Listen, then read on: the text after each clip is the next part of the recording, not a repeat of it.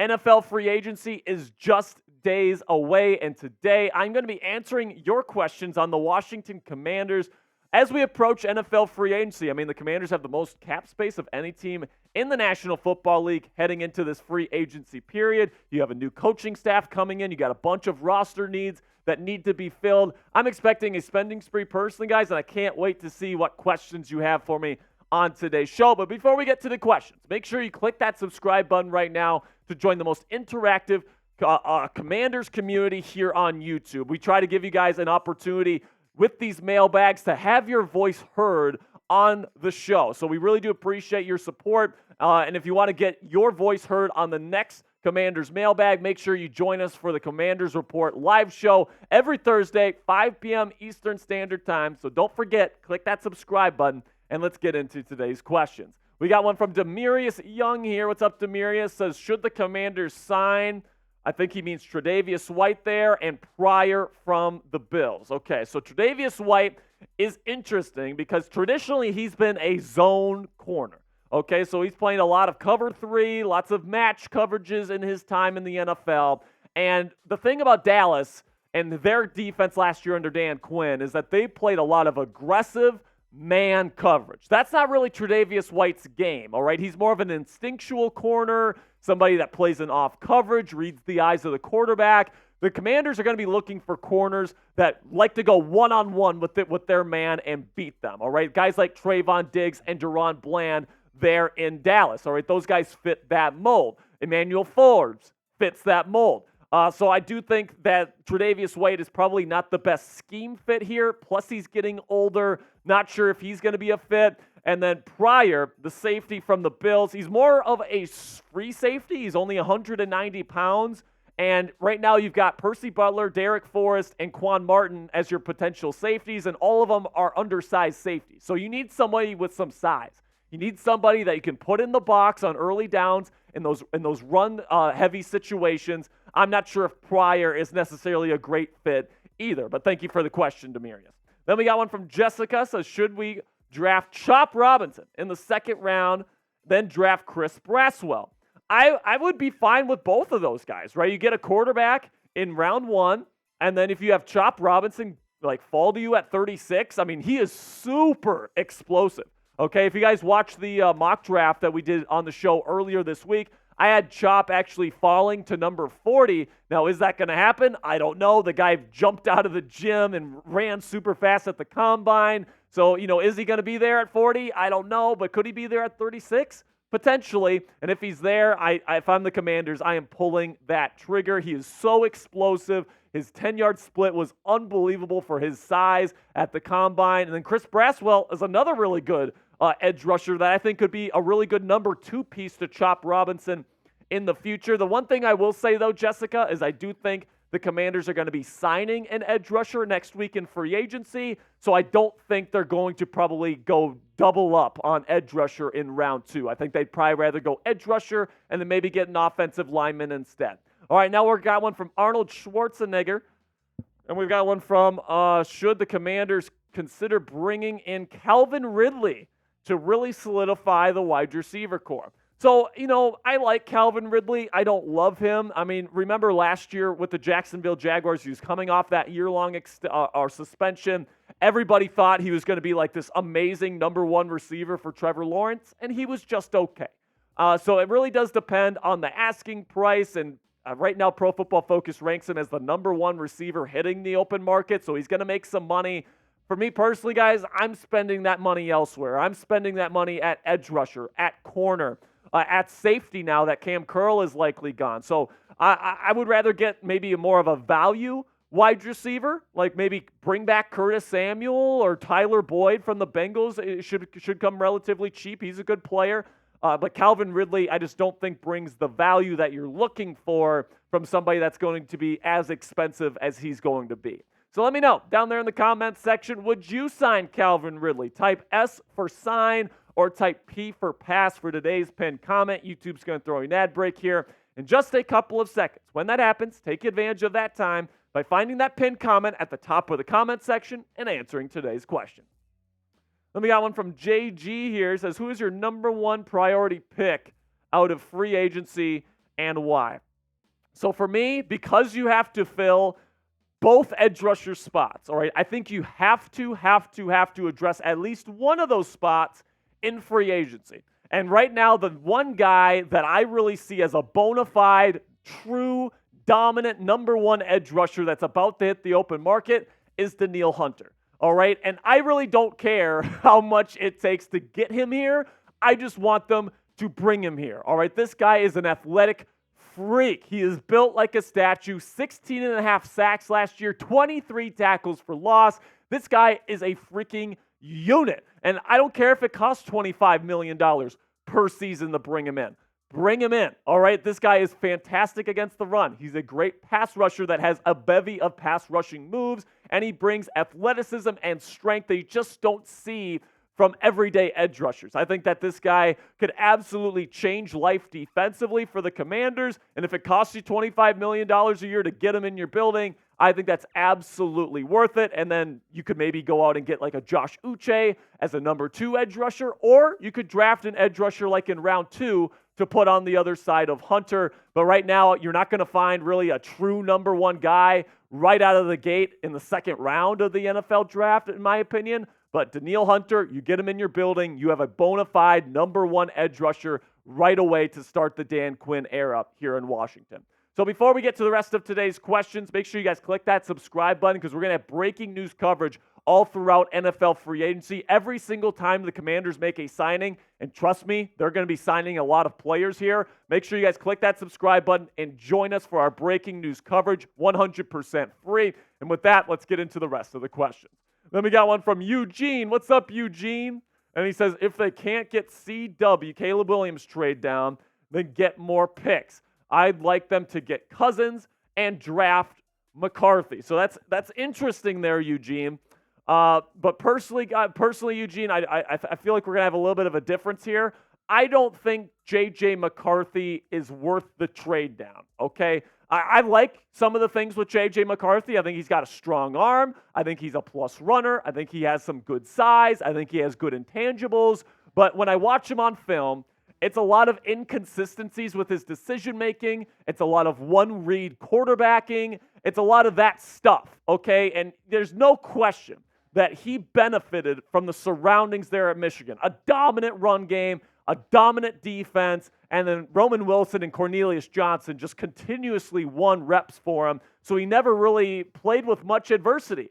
So he's not somebody that I'm looking at as someone on the same level as a Drake May or a Jayden Daniels personally. Plus, McCarthy doesn't throw with a lot of touch, which worries me a little bit, especially his ability to layer the football across the intermediate parts of the field. He's got a strong arm, and he throws a good fastball, but I'm not sure if he's able to layer that football the way that you want him to. I love Caleb Williams. I'd love to trade up for him for the right price. But, hey, man, right now I think Kirk Cousins, for a team that's rebuilding, 35-year-old coming off an Achilles tear, I just don't think that fits. Plus, he probably would rather play in Atlanta and Minnesota. So I don't think the Cousins thing works. I respect your opinion there, man, but I think the Commanders are going to stick at number 2 and take either Drake May or Jayden Daniels. Then we got one from John Cena here. He says, what will be the biggest move the Commanders make in NFL free agency this year? I believe it's going to be Danielle Hunter. I think they're going to spend the most money. Danielle Hunter is far and away the best edge rusher hitting the open market. There's going to be a ton of teams vying for his services, and the Commanders have the dough to win that bidding war. And I think with them missing 2 edge rushers, they're desperate for a number 1 edge rusher heading into the Dan Quinn era. I do think they're going to be the team that offers up the most cash, and I think that's going to be the biggest move that they end up making. Then we got one from Ron Swanson. It says, I'm hearing rumblings that the Commanders like J.J. McCarthy, any chance of a trade down? Personally, I don't think that there's any chance of it. I think that they really like Drake May. There's been a ton of reporting that Dan Quinn and Adam Peters have fallen in love with Drake May. And I can see why, man. The guy's competitive as hell, and, he throws over the middle of the field from the pocket better than just about anybody in this class. He throws a great deep ball. He can throw to all levels of the field with touch and accuracy. Now, he does have inconsistencies in his game. He doesn't have the best footwork in the world. He's still learning the mental processing side of some things, but you can see him improve, all right? And something that I like about Drake May, too, is that he's played under adversity, okay? Guys like J.J. McCarthy, guys like Jayden Daniels that really had really special, really good 2023 campaigns that didn't really have any faults was because they were surrounded by great offensive lines, great receivers, and Jayden didn't have a great defense, but J.J. certainly did. And with Drake May, the offensive line was in complete shambles, and his best receiver in Tez Walker was the worst wide receiver at the Senior Bowl. He was just awful. All right, so I look at a guy like Drake May. He's somebody that's had to overcome a lot. He's only 21 years old. He's supremely talented. I think right now the safe move and the best move for this team is to stay put and take the kid from North Carolina. But what say you guys? Let me know. Is J.J. McCarthy worth a top 10 pick? Now, you don't have to want to trade down to answer yes to this, right? If you think J.J. McCarthy is worth like the number 8 overall pick to Atlanta, let me know down there in the comment section. For me personally, I have a late first round, early second round grade on McCarthy. That's just where I kind of sit with him, but let me know what you guys think. Yes or no, is J.J. McCarthy a top 10 worthy pick? Then we got one from Lonnie Broom for $2 super chat. Thank you, Lonnie.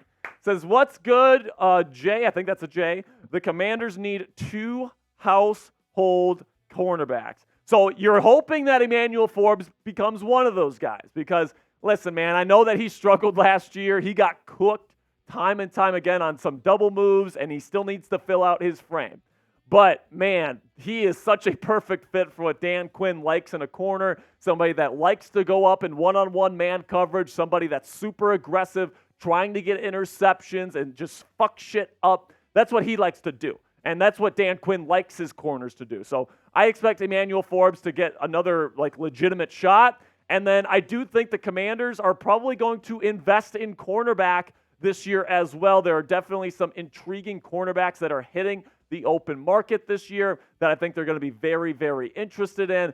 And it's going to be interesting to see which one they end up bringing in because I do think they're going to spend a lot of money at edge rusher during this free agency period. Now, before we finish off today's show, make sure you guys click that thumbs up icon. Like the video if you are a real one. If you're somebody that watches our shows, that watches the live shows, get your questions in so you can get on the show. Appreciate your support. Make sure you click that thumbs up icon to help us out. Then we got $2 super chat from Will Diggs. What's up, Will? Says, should Commanders take a flyer on Mekhi Becton? So I would personally rather go with like a Tyron Smith or a Trent Brown, somebody that's more established. Because although Mekhi Becton definitely has the upside, man, he's just so raw, and he still is so raw, and he's had so many injuries. And it just seems like you just have to ask yourself the question, when is it ever going to come together for Mekhi Becton? Now, he's shown flashes, but it's like if you're a rebuilding football team and you're trying to really protect your new starting quarterback that you're going to be drafting number 2 overall, are you going to really risk that guy's future and that guy's health with somebody that may or may not be good? I don't know. I really do think the Commanders are going to spend a lot of money on a star edge rusher, and then they're going to spend a lot of money on a left tackle, whether that be Brown, whether that be Bakhtiari, whether that be Tyron Smith. I don't know, but I don't think it's going to be Becton because I think they're going to go for somebody more experienced and more established. Then we got another super chat here from the real Benjamin. What's up, Benjamin?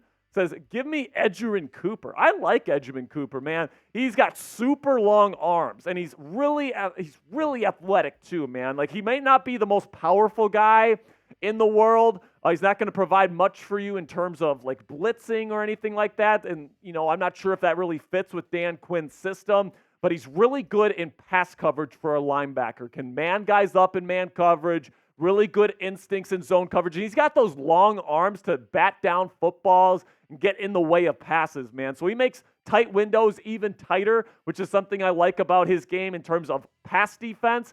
But, at the end of the day, I think he's probably the number 1 inside linebacker in this class. And if the Commanders can end up getting him for a decent value, like maybe in the 3rd round, top of the 3rd round, I would absolutely jump for joy for that one. Then we got one here from Not Ray Lewis, last question of the day.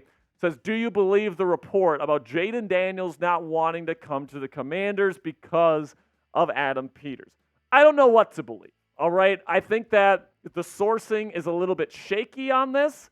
I don't think it's coming from as credible of a source as like Schefter or Rappaport or somebody else with actual connections, all right? It's coming from Eric Bieniemy's son, apparently, all right? So that's what the report is. So I'm not sure if I 100% believe it, but, you know, this kind of seems like something that would happen. A prospective college quarterback that wants to go into the NFL has a connection to an NFL executive. He asks for a meeting, and then the executive gives him his honest opinion. And because of that opinion, I mean, it wasn't a good opinion. It was a fifth-round evaluation that Peters gave Daniels at the time before he was Jayden Daniels.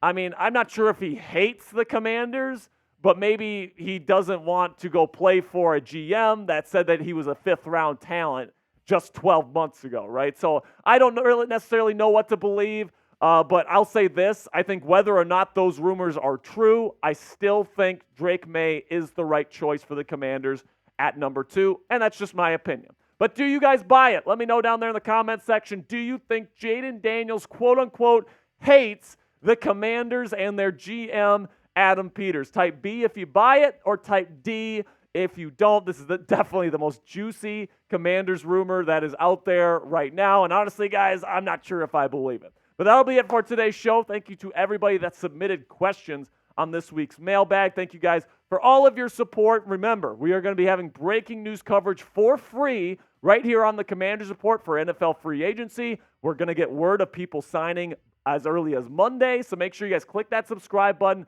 so you never miss any of our breaking news coverage all throughout NFL free agency.